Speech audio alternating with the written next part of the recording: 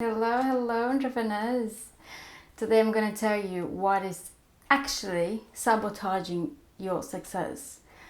And it's not exactly your limiting beliefs. So, first and foremost, what is self-sabotage? So, I think a lot of people talk about it, but sometimes I don't think most people stop and think, whoa, what exactly is that? So, the most common way to self-sabotage your success is to procrastinate. Yeah. So I'm going to tell you a story of a friend that will illustrate very well this. So I have this friend who's an entrepreneur, and so she decided to change a bit the direction of her company and start doing something different, still in the same industry but a bit different.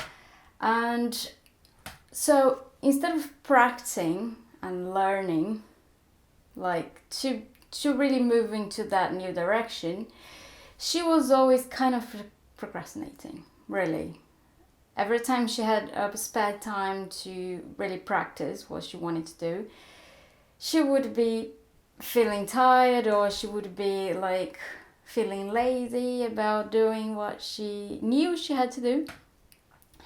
And in the end, she didn't really. What happened really in the end was that she had an amazing opportunity to work with a super famous singer. This singer, I don't know the name, but she's got millions of followers. And my friend was kind of invited to provide some service to this singer. And guess what she did? She said no. And why did she say no? Because she was afraid. She was like, oh no, like I didn't practice enough, I'm not good enough in this new direction that I want to take my company to. So here we have double sabotage. We have the first one is when she procrastinated, and the second one when she said no to the opportunity. So in the end, self-sabotage is a way to avoid growth, to avoid us evolving in the new direction, or evolving in a new direction that we want to go.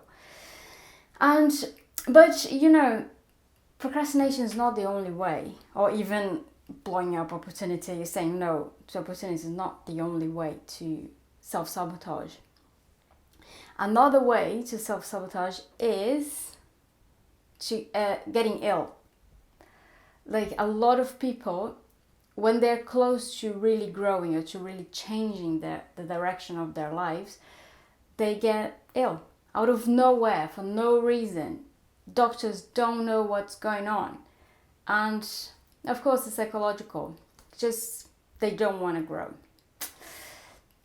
So in the end, self-sabotage is that. It's like, instead of doing the things to promote your growth, to promote you doing the things that you want, you simply don't do the thing, blow up opportunities, get ill. It's just all sort of ways to avoid that growth. And if you watch most, or I don't know, get advice from most people, psychologists or gurus, well, whatever, most of them will have the same answer to self-sabotage. They say it's limiting beliefs. Oh, usually it's because you have a belief that you're not worth it, of that thing you want, or because you don't deserve it, or because you're not ready, or all the sort of things. But it all comes down to these two beliefs. I don't deserve, or I'm not worth it. So I see that it actually has a point. So if I think I don't deserve something, I would do everything to sabotage that, right? Kind of. I don't really believe that's the main problem with self-sabotage, according to what I saw so far with my own life, with people I worked with so far. So what really sabotage, or what the thing that really makes us self-sabotage is fear, or a lot of times as well, fear of success. So yes, beliefs, they can create feelings, but if you're under, like, the average of your feelings is fear, then you're not going to move forward. Even if you have these beliefs like, oh, I don't deserve, or I'm not worth it of having whatever, if you are not afraid, you're going to do anyway, you know.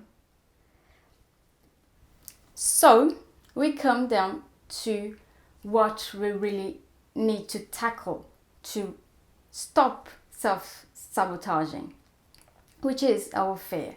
And how do we do that? How do we stop self-sabotaging?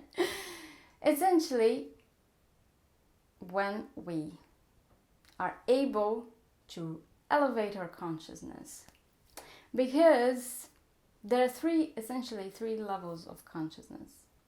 First one is the lower one, like all these hard feelings that we feel, like shame, guilt, fear, pride, anger, all of this. So if the average of your consciousness falls into this place, then you have a problem, you have trouble. Your life is probably not moving as forward as it could, or is not happening as it should be, because the level of your consciousness is too low.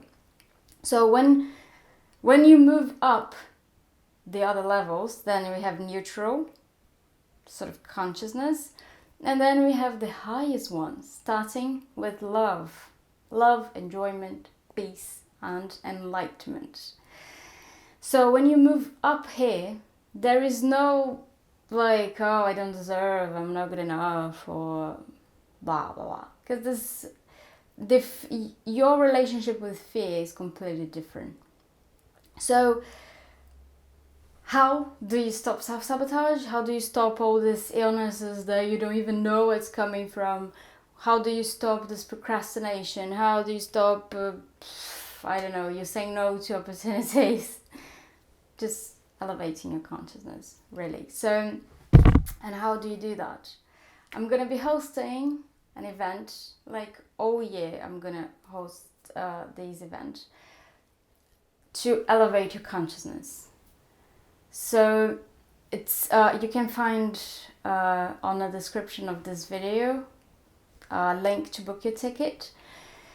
But if you really want to get better results for your business and for your life in general, because business is just one more part of our lives, you know.